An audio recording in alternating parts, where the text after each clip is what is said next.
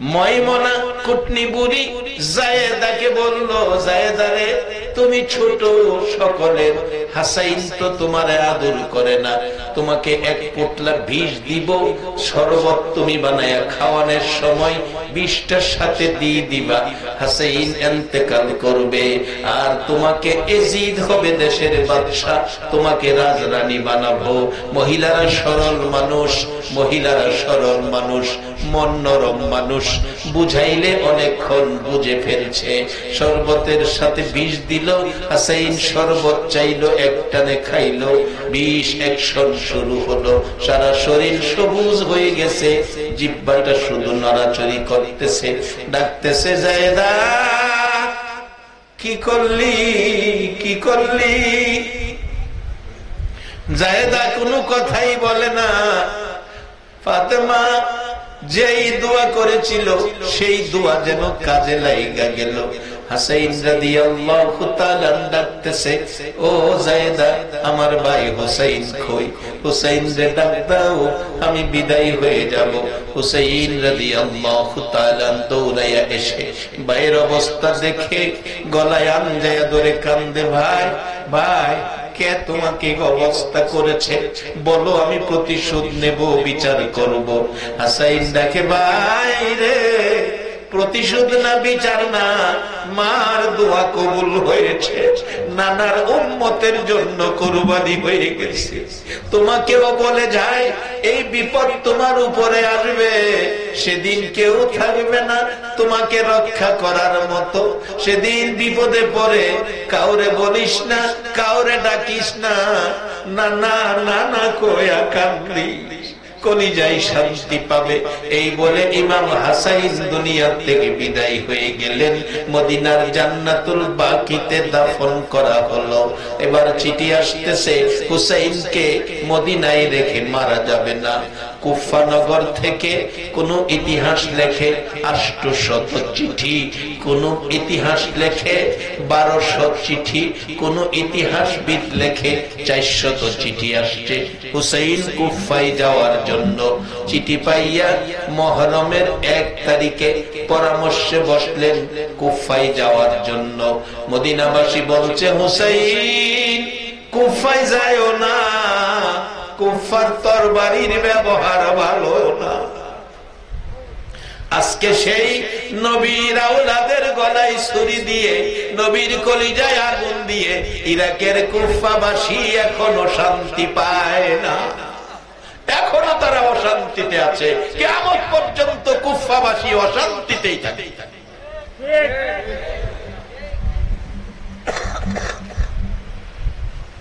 লম্বা ঘটনা, শেষ দিকে এসে পড়ছি। 72 জনের কাফেলা নিয়ে রওনা হলো। 6 মাসের শিশু কুলে একদিন দুদিন এভাবে যাইতে যাইতে মুহররমের 6 তারিখ 7 তারিখ পৌঁছলো। সন্ধ্যা হয়ে গেল। এক ময়দান বলল, এখানে তাবু গাড়ো, সকালে আমরা কুফায় রওনা হব। তাবু গাড়তে গেলে গাছে কূপ দিলে গাছে রক্ত বাহির হয়, মাটিতে কূপ দিলে রক্ত বাহির হয়। সঙ্গীরা বলেন, হুসাইন ঘটনাটা কি? হুসাইন বলেন, দাঁড়াও, এলাকাবাসীকে জিজ্ঞেস করি। জিজ্ঞেস করলাম এলাকাবাসীকে। হুসাইন রাদিয়াল্লাহু তাআলা বলেন, জিজ্ঞেস করি এই জায়গাটার নাম কি? এলাকাবাসী বলল, এই জায়গাটার নাম কারবালা। হুসাইন একটা চিৎকার মারছে, ও আমার সঙ্গীরা, এখানে তাবু গাড়ো। কোন ইতিহাসবিদ লেখেন, হুসাইন ঘোড়া নিয়ে যাচ্ছে। নবীজি বলছিলেন, হুসাইন রে, তোমার চলন্ত কোথাও কত সফরে চলন্ত অবস্থায় যেই জায়গাটায় তোমার ঘোড়ার পাও মাটিতে গাইরা যাবে, মনে করবে এই জায়গাটার নাম কারবালা, এখানেই তুমি শহীদ হবে।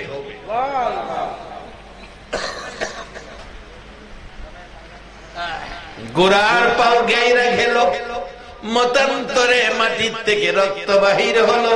জিজ্ঞেস করলে জবাব দেয় জায়গাটার নাম কারবালা। হুসাইন বলেন, সঙ্গীরা তাবু টানাও, এখানে তাবু টানাও। আমার নানা কারবালার কথা আমারে শোনাইছে। তাবু টানাইলো। সকালবেলা 4000 এজিদি সৈন্য একেবারে নিরপরাধ নিরস্ত্র নিরীহ মেহমানদের চারপাশে 4000 সৈন্য ঘেরাও।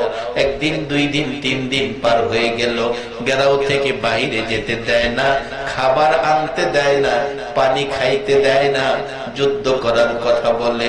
আমরা যুদ্ধ করতে আসি নাই, চিঠি পাইয়া কুফার মেহমান হয়েছি, আমরা যুদ্ধ করব কেন? কুফায় যেতে দাও। যেতে দেওয়া হবে না। তাহলে এজিদের কাছে নিয়ে যাও। দেওয়া হবে না। মদিনায় ফিরে যেতে দাও। দেওয়া হবে না। হুসাইন একটা চিৎকার মারছে, রে মদিনার পাখিরা, দেখা যারে কি বিপদে পড়েছি। সকালবেলা জুমার দিন, শুক্রবার, মুহররমের 10 তারিখ, কোরআন শরীফ পড়ে, নামাজ পড়ে, সকালবেলা কোরআন শরীফ পড়তে বসছে। চারদিক এজিদি সৈন্যরা চিল্লা চিল্লি করছে, কাপুরুষের মতো বসে আছে। বেরিয়ে আসো, মুহররমের 10 তারিখ তোমাদের সাথে যুদ্ধ হবে। হুসাইন কিছুই বলছে না। হাসাইন রাদিয়াল্লাহু তাআলা আনহুর বড় ছেলে কাসেম তরবারি হাতে, বাবা নাই, চাচার সাথে, চাচাকে কত সম্মান করতেছে। বাবা নাই, চাচাই গার্জিয়ান, চাচার সাথে কি সুন্দর ব্যবহার করতেছে। এটাই ইসলাম শিক্ষা দিছে, নবী শিখাইছে, নবীর আওলাদেরা শিখাইছে। চাচা অনুমতি দেন, আমি ময়দানে ঝাঁপিয়ে পড়ি। ইমাম হুসাইন বলছে, বাবা গো, ময়দানে ঝাঁপিয়ে পড়বা? তোমার বাবা আমাকে ওসিয়ত করেছিল আমার মেয়ে সকিনাকে তোমার কাছে বিবাহ দেওয়ার জন্য। ওসিয়তটুকুন আগে আদায় করি, তাবুর ভিতরে ঢুকো। তাবুর ভিতরে ঢুকলেন কাসেম। হুসাইন বলতেছেন, সকিনাকে সাজাও, কাসেমকে সাজাও। ভিতরে কান্নার রুল পড়ে গেল। ও হুসাইন, কি দিয়ে সাজাবো? ঘরের মধ্যে 1 ফোঁটা পানিও নাই। সকিনা কান্দে, মাবুদ, নবীর আওলাদের বিবাহ কিছুই নাই। কাসেম কান্দে, মাবুদরে, পৃথিবীর যুবকেরা বিবাহ করে, কত রঙের সাজ তারা সাজে, আজকে আমি কাসেম বিবাহ করব, একটু কিছু ঘরের মধ্যে নাই। ইমাম হুসাইন বিবাহ পড়াইয়া দিলে কাসেম দাঁড়িয়ে আছে। সকিনা স্বামীর পায়ে সালাম করে কাঁদতেছে, স্বামী গো, তরবারিটা রাখো, একটু কথা তোমার সাথে বলি। কাসেম বলতেছেন, সকিনা রে, না না, তরবারি রাখবো না। আমাদেরকে ডাকতেছে, 4 দিন পর্যন্ত ঘেরাও করে রাখছে, গালাগালি করছে। আমরা মেহমানের মর্যাদা দিচ্ছে না, নবীর আওলাদকে তারা ধাক্কা দিচ্ছে। ও সকিনা, তরবারি রাখবো না, আমি ময়দানে বেরিয়ে যাব। সকিনা বলছে, স্বামী গো, সারা পৃথিবীর মহিলারা বিয়ের পরে স্বামী লইয়া বাসর ঘরে যায়, আর নবীর আওলাদের বাসর নসিব হলো না। কাসেম সকিনার মাথায় হাত বুলাইয়া কান্দে আর সান্ত্বনা দিচ্ছে, সকিনা রে, কান্দিস না, তোর আমার বাসর আল্লাহর জান্নাতে হবে। সকিনা কান্দে, কাসেম রওনা হয়ে যায়। একটু পর পর কাসেম পিছনে ফিরে যায় আর ডাকে, সকিনা, কান্দিস না, তোর আমার বাসর আল্লাহর জান্নাতে হবে। কাসেম দুনিয়া থেকে বিদায়। একে একে পুরুষ বলতে সকলে বিদায়, শুধুমাত্র জয়নাল আবেদিন আর ইমাম হুসাইন। জয়নাল আবেদিন ডাকতেছে, হুসাইন, আমি যাব, তুমি যাইও না।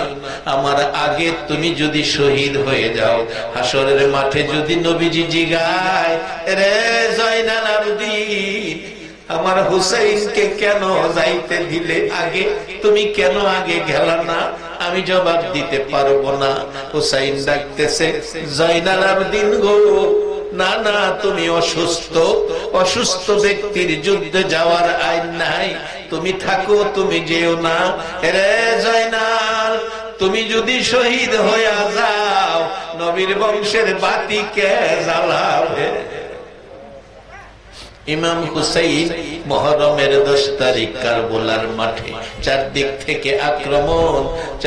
থেকে আক্রমণ, রক্তাক্ত অবস্থায় জমিনে নেমে গেল। ঘোড়া থেকে সীমার ধাক্কা দিয়ে বুকের উপর চড়ে বসলো, গলায় ছুরি চালাবে। ইমাম হুসাইন ডাকতেছে, সীমা আমার নানা বলছে কারবালায় শহীদ হব, আজকে জুমার দিন আমার 2 রাকাত জুমার নামাজের সুযোগ দে। সীমার 2 রাকাত নামাজের সুযোগ দিল। রে বাবারা ভাইয়েরা, কি শিক্ষা দিল নবীর আওলাদ ইমাম হুসাইন, জান্নাতি যুবকদের সর্দার। জুমার দিন জীবন যায়, 2 রাকাত নামাজের সময় চায়। আর আমাদের কোনো দুঃখ নাই, ব্যথা নাই, কষ্ট নাই, কেউ বাধা দেয় না, তারপরেও আমরা জুমার নামাজে যাই না। আজকের এই মাহফিল, আজকের এই ব্যথা কষ্ট, অঘুমা ঝাড়নি সব সার্থক হবে। হুসাইনের রক্তের বিনিময়ে জান্নাতি হব যদি আগামী জুমার থেকে আমরা জুমার নামাজে দাঁড়িয়ে যাই।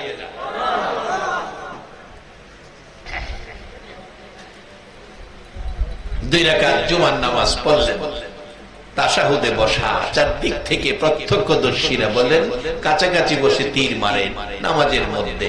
ডান দিকের তীর বাম দিকে বেরিয়ে যায়, সামনের তীর পিছনে বেরিয়ে যায়।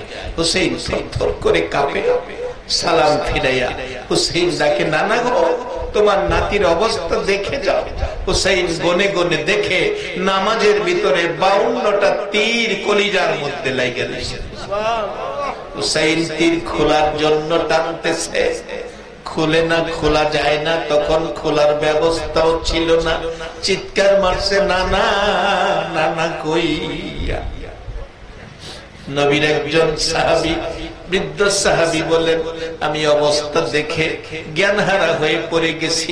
ঘুমন্ত অবস্থায় হুসাইনের চিৎকার অবস্থা দেখে কিছুক্ষণ পরে দেখি হুসাইন নানা নানা কইয়া ডাকে। আমার নবী কাঁদতে কাঁদতে কারবালায় হাজির হইয়া গেছে।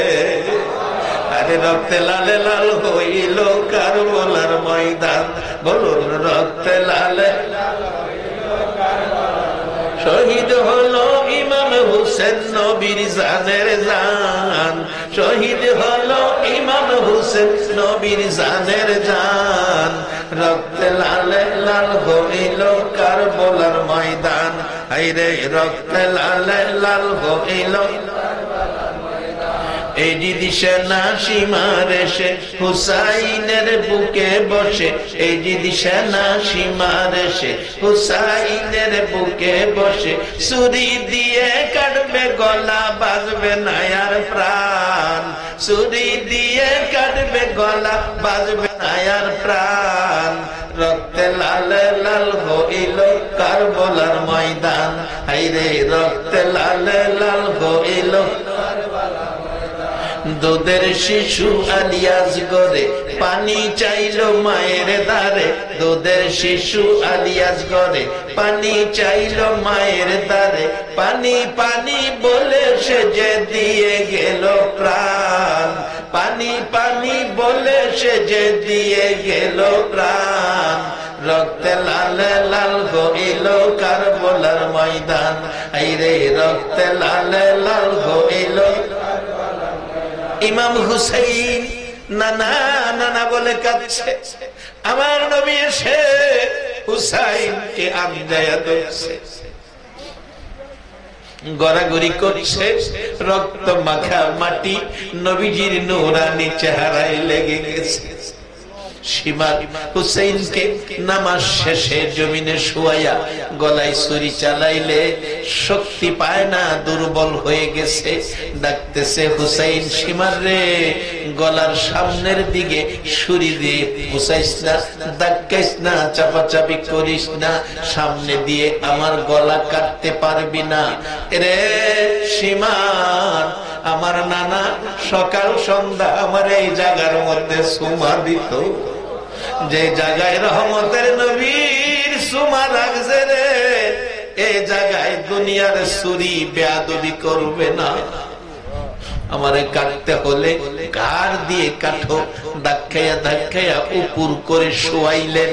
চার হাত পাও চারদিকে। হুসাইন জমানের মতো শক্তি শরীরে ছিল না। মাথাটা কাইটা বল্লমের আগায় মাথা লাগাইয়া আনন্দ উল্লাস করছে তারা। আবার আজান দিয়ে শুক্রবার জুমার নামাজও পড়ছে। বলুন, হুসাইনের গলা কাইটা যারা নামাজ পড়ছে, এই নামাজ দিয়া আল্লাহ পাওয়া যাবে কিনা? আমার আল্লাহ বন্ধুকে ভালোবাসে, বন্ধু হুসাইনকে ভালোবাসে। হুসাইনকে বুকে লইয়া বলতেন, হুসাইন তুমি আমার আমি তোমার, তুমি আমার আমি তোমার। তোমাকে যে কষ্ট দেয় সেই যেন আমি নবীকে কষ্ট দেয়। হুসাইনকে কষ্ট দিয়ে নবী কষ্ট দিয়ে নবীকে কষ্ট দিয়ে আমল করে জান্নাতে যাওয়া সম্ভব হবে কিনা? আমরা জুমা পড়ব হুসাইনের পক্ষ নিয়ে। রাজি আছে? কে কে রাজি? হাত তুলে দেখায়। মাশাআল্লাহ, আল্লাহ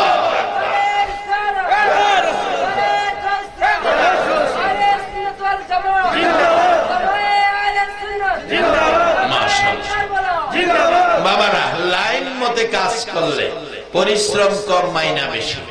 কেউ কেউ আছে সারাদিন মাটি কাটে, লাইন পাইছে না, মাটি কাইটা সারাদিনে 500 টাকা হাজিরা।